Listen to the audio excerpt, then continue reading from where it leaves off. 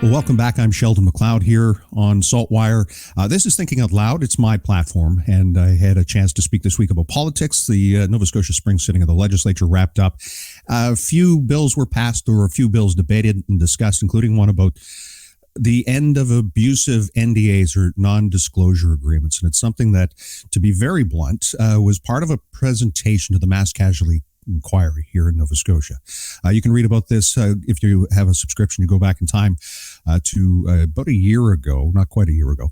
Mass killer known for decades to exploit racialized women. And among those presentations, there were a number of folks who were there to talk about marginalized communities who had known the perpetrator, the killer, and that there was a very strong recommendation at the end of their presentation to the Mass Casualty Commission to say that they wanted to see an end to the abusive use of NDAs.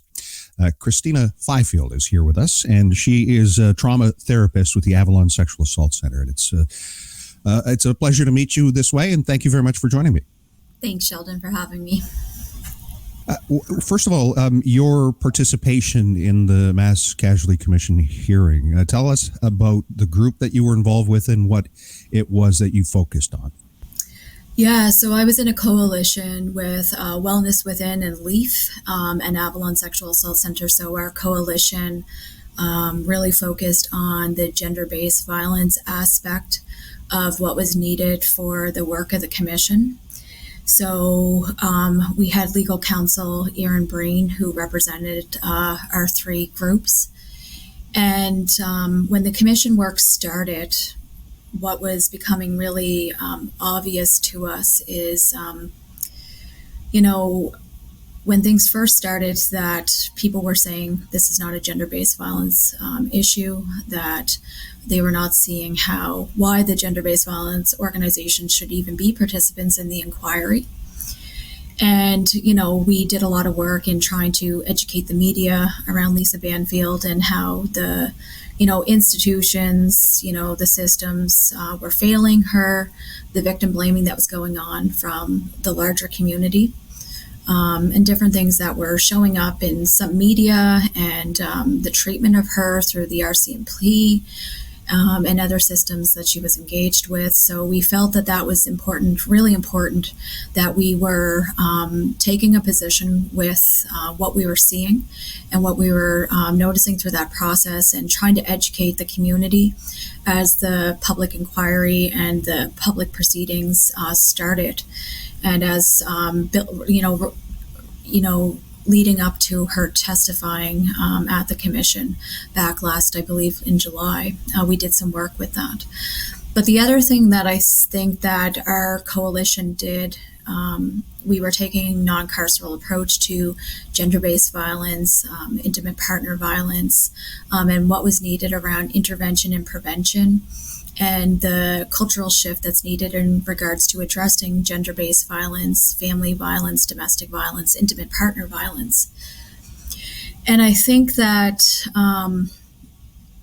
based on what we were seeing, so I've been involved in this process from the start as a participant, participated in a number of roundtables, the gender-based violence roundtables, and also the accountability, police and oversight roundtables as well. But the missing piece was that there was a huge group of people, and I don't think we even, the reality is we don't have the full numbers of how many people were impacted by the perpetrator over the course of many years. And in the work that we did, Avalon leading that in our coalition, was that through work that our community navigator has been doing here at Avalon, and from work we were learning from survivors, was that there was a huge piece missing from the commission's work and the public inquiry. So we were able to put in, I had many meetings with the commission staff, the Mass Casualty Commission staff. We put in a proposal, Avalon and our coalition did, with the support of our lawyer, Erin Breen. And we were able to come up with a proposal and do some work. And we would have loved to do more work, but with the timeline that was on, the timelines that needed to be met with the inquiry, and making sure things were done within those timelines. We were on a timeline, and there was pressure put, to make sure that our submission got in, that our report that we wrote up with the recommendations that were survivor-led and that came from community meetings and community spaces. We held 4 of them, so that individuals who had been impacted or who have been impacted by the perpetrator or have had seen others impacted, we created safe space for that, for them to be able to come forward, where their confidentiality was protected, where they were not going to be, put in front of the public and potentially be re-victimized, which is huge, especially for racialized folks, is that it's so hard for individuals to come forward. And it's so hard because of all of the betrayal, racism, violence that takes place when reporting, right? And we see that through policing, but we also see that through, the harms and the normalization of violence that happens when people do come forward, or then when they do come forward that they're not believed, they're re-victimized. So we created safe space to be able to, bring people together and get some recommendations. We wrote a report. Leaf was a huge part of helping me write that report. But all of the, work that was reflected in there was survivor-led. We consulted. I had met with most of the individuals that we had been working with, and before I submitted the report to the commission, had them review it, making sure it reflected what, that we were getting this right in regards to their recommendations, their words, their voices, and their experiences. There was evidence presented that there was a community that knew of this man and some of the actions that he had done that were outside of professional guidelines that could even have been considered criminal. And I was wondering if any of the evidence that you found suggested he had signed non-disclosure agreements with those victims. So I'm not aware of that. What I'm aware of is that there was settlement agreements that were reached in regards to acts of violence that took place that were reported.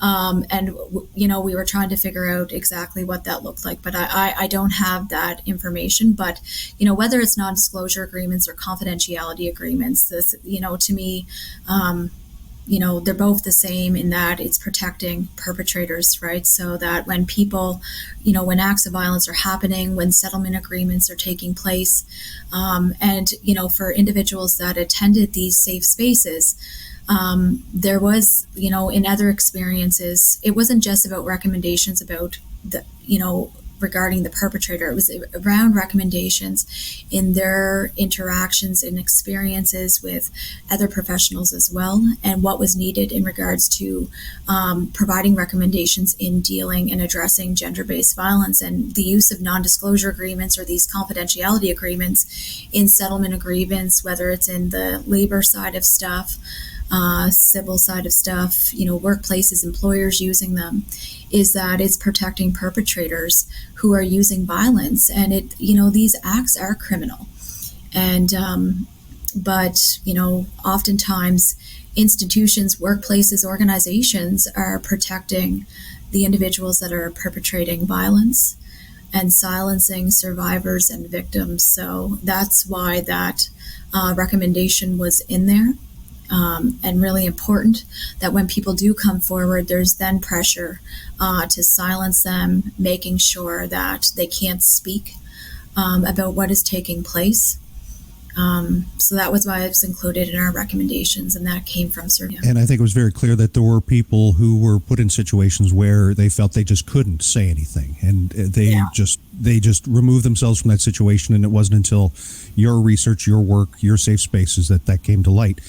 With the recommendations that were presented, did you feel the commission addressed your concerns, that they took those seriously and provided a roadmap to a better society? Yeah, so Sheldon, to be honest with you, when I first started, this all first started, and I remember attending the first few meetings with the commission and with the other participants, I really questioned and asked myself, if, how I was going to participate. My whole career has been in the field of gender-based violence. I felt that, being a part as a participant in this inquiry was going to be really important in regards to what was needed around gender-based violence. But I did question at the beginning of the inquiry how I was going to make it through based on what I was first seeing. But then we got creative and got a proposal together, and basically was able to bring to light things that I think that were not going to be brought to light in regards to how racialized and marginalized individuals were impacted by the perpetrator. And I think that when we're looking at mass casualty events, when we're looking at power, when we're looking at abuse of power and people with privilege, and he was very privileged in power, and people did know what he was doing. Other professionals knew what he was doing. RCMP police knew what he was doing, right? And he was able for many years to get away with that. I was ethically asking myself, how am I going to sit through this inquiry with these key pieces missing, and having knowledge of some pieces and then all the other pieces that we learned along the way. So I'm very happy with the final report. I think that the work that the gender-based violence organizations brought to the inquiry was really, really important for our province of Nova Scotia and for larger, right, for, overall what needs to change, the cultural shift that needs to take place. I think the commissioners and the all of the commission staff that took part in some of the work we were doing within the community, I think that they were behind us in wanting to make sure that this was reflected and not missed. And I am happy with and I know our coalition, Leaf Wellness, our legal counsel in Avalon here is very happy with the recommendations and the everything that's included in the report. But again, the recommendations are only one piece of this, right? It's the implementation that needs to take place. This report and findings and recommendations, there's so many other inquiries and inquests that have taken place where there's very similar recommendations that have not been implemented. And I really do think that when we're looking at marginalized, racialized, and vulnerable individuals, that too often they're missed in regards to those priorities that need to take place. And that's why I think it's our provincial government or federal government and overall our communities and, everyone in society that needs to really be taking action, and we need to be implementing these recommendations. And it can't sit on a shelf or collecting dust or just be something that we're talking about. This work was important. It was very difficult work for, I can't imagine for the families going through this and how they, continue to be impacted. But the reality here is what took place in our province is that there was a long history, many red flags, many warning signs where people were aware of what was taking place, where society normalized the violence, that privilege and power and abuse of power were allowed. And many people, including all of those who lost their lives, many other people are still living who have been impacted. And I don't think we know the full scope of how many of those individuals are out there that, have been impacted by him. We continue to hope that Lisa Banfield and her family, are getting the supports and services they need, because the root of this was gender-based and family violence. And overall, we all need to do more. And we need to make sure that all of the work that went into this, all this difficult work that everyone and the time that, went into this and the report that the commissioners have done up, that this is implemented and that we're taking that seriously and that we're not continuing to normalize violence that's taking place in our province or within Canada. Certainly a call to action for politicians and those who are in a position of power and authority to make sure that power and authority isn't being abused either through legal mechanisms or through as you alluded to, giving people a pass, not calling it out and not holding people to account. Do you have any comment on the Premier and the Progressive Conservative government in this pause, as saying it's a jurisdictional review? That's why they can't or are not willing to put an end to abusive NDAs right now? Yeah, so last spring, I was with Claudia Chender when she introduced Bill 144 last spring, and I was, there a few weeks ago inside of the legislature when Claudia tabled the petitions that Avalon and Can't Buy My Silence have been working on. And I was there for, I think 2 hours listening, and it was coming up about, what they're not doing. And it just, it's frustrating because, everyone's talking about that, this review that needs to take place, Tim Houston, Brad Johns. But the thing is that people continue to be harmed, right? What's taking place as, this is continued to allow to be happening, right? And I heard Tim Houston say, well, we don't want them to be used in this way. But the reality is they are being used in this way. And Tim Houston and our Conservative government have, they have Bill 144 sitting, right?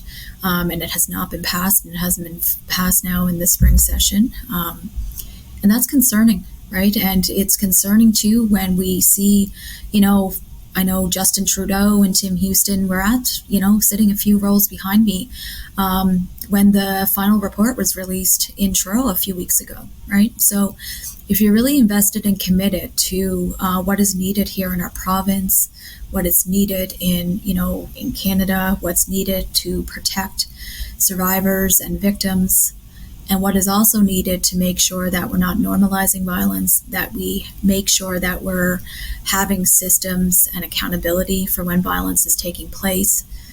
It's very concerning that this is continued to be, this judicial review. I heard that, I think, last fall in the fall session when my work and Can't Buy My Silence work was coming out inside the House. It's very concerning, and this is one action item, one thing that could have been actioned here in the spring that, hasn't been moved forward. And it's not because people are not wanting it to move forward, but the people, again, in the positions of power that can really create the change that is necessary here. And I'm not saying that it's going to fix everything, right? But it's one piece that could be implemented by passing Bill 144 that will see change and that will protect and will prevent certain things from happening moving forward, where survivors are not silenced, that they can speak, and that perpetrators, right, that if a survivor, a victim, is looking to speak or, tell others, that they can do that. They should not be silenced around that. And, it's the way that these are being used in workplaces, institutions, and organizations in protecting perpetrators is highly concerning, and it's happening all over the place. And it's not just, in one sector. I get asked all the time about what sectors are these happening in. The reality, it's happening in a lot of places, right? And because of the nature of how NDAs are set up, people are again always asking, well, why do we not hear about this, right? Well, it's the sheer nature of how they're set up, right? Why we're not hearing about them. That's the point. Yeah, exactly. Lots to consider here. Anything else to add before we wrap this up? No, always encouraging people to get involved, get educated, get informed. I think the more that we're talking, educating, and also for any individual who is, potentially experiencing or going to sign a non-disclosure agreement, please reach out. There's support, there's help, and our province needs to get behind what is necessary here for survivors and victims, and they need to be implementing the recommendations from the Mass Casualty's final report. Kristina Fifield, trauma therapist with the Avalon Sexual Assault Centre. Thank you so much. Thank you.